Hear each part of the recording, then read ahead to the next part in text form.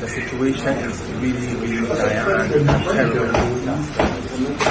Okay, can you say about your experience, please? My experience is really terrible. I mean, you can see I just finished shedding tears of joy that I've been. I mean, I have returned back and I'm going to be reunited with my family very, very soon. Now, quite frankly, it's not the experience I've been through in the last 4 months is not something I would like even my enemy to go through, because I mean there was barely food for people to eat. We were hungry for the last three and a half months.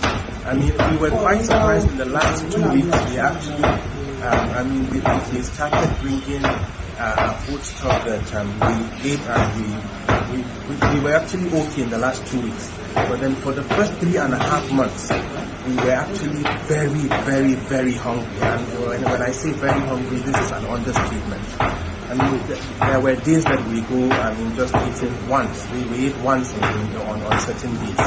And just imagine there are children that are barely 1 year. I mean, a child that is barely 1 year old and a 90-year-old person feeding once a day. Just do the math.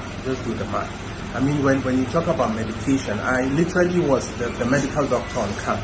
I was treating the captives as well as the bandits, or I would say Boko Haram members.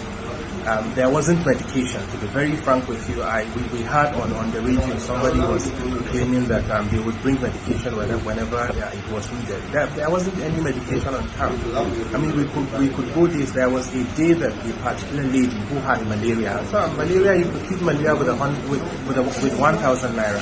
But this lady literally was going into coma because there wasn't medication for her. I mean, there wasn't medication for her malaria. So the situation is really, really terrible. Really. Any molestation, beating?